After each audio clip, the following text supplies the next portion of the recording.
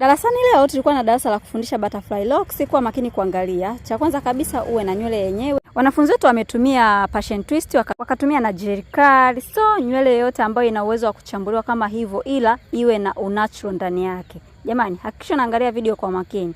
Baada ya kusuka kibutu cha mteja wako, crotch hiyo nywele kwa kutumia sindano ya crotch, anza kuzungusha kutokea kulia kuleta kushoto. Kulia kuleta kushoto, lakini hakikisha ule ulaflafu lazima uwepo. Jamani, kwa wewe ambao unatokea mkoani, hosteli zipo za kutosha, tupo Kimara Bucha, Dar es Salaam.